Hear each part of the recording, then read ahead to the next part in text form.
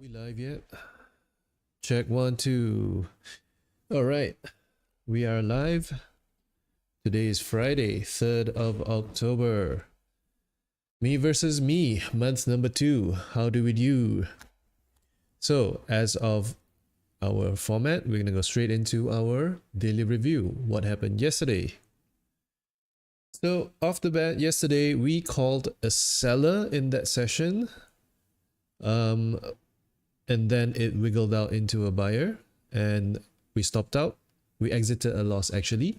We didn't get stop out for the full R. We lost 0.65 R. Actually inside this tunnel, we actually hit break even and even like 0.1 R, 0.2 R multiple times.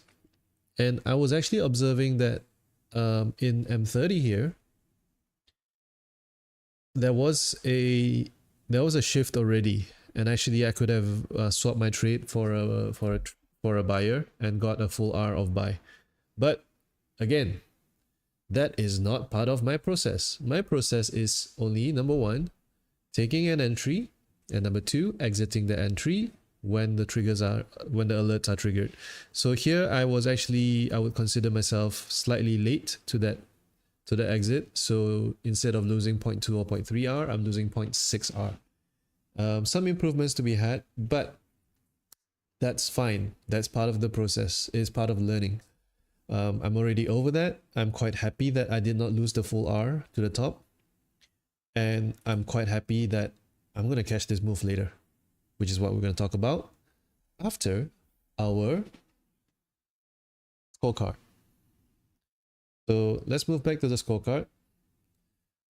83.87. So what happened yesterday? I missed my book read. I didn't read my book. And in the trade quality, because of the bias was not so good, we chose the wrong bias. Therefore, we could only exit a loss. And the only question is, how much are we losing? So in that sense as well, we lost more than we should. So that's why I put as a slightly bad quality. But I can see how I did well. So it's a 50-50. Should I check it? It'll go to 93. Should I leave it open? It'll go to 87. So I want to leave it at 87 so that I remind myself not to allow that, because it was a bad bias. So no two ways about it. The trade, everything else about the trade was right. It's just I got the wrong bias. It happens sometimes. Now for today, we are back to our full routine nearly. I woke up late again today, but I had very good sleep. I'm tracking my sleep now. I had better sleep than the night before, so maybe that was partly the intent of going to sleep with a view of getting a good sleep, right? So let's head to our mindset psychology.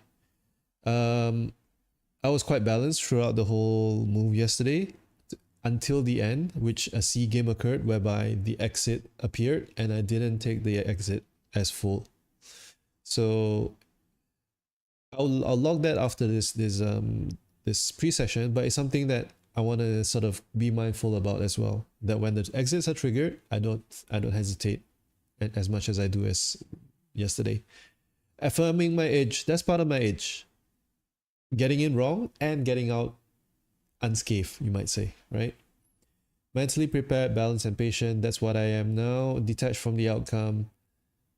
That was detachment from the outcome. Yesterday, I must admit, after the signal came in, I was like, should I take the discount or should I take the full R?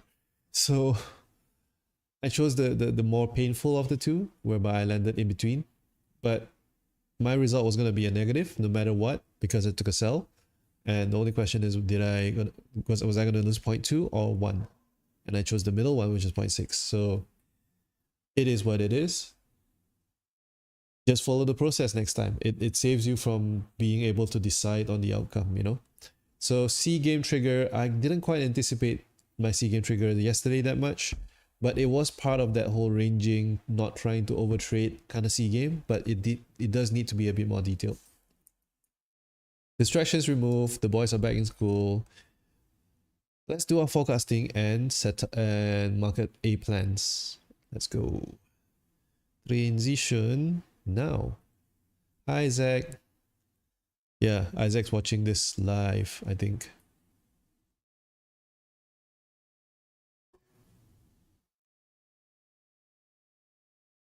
No, I don't think so. I think he's watching his YouTube already. Okay. So, as with yesterday, we understood that the price was going to be within Wednesday and was going to climb under Tuesday. We did expect the pull up, and we did expect that the price was going to fulfill top.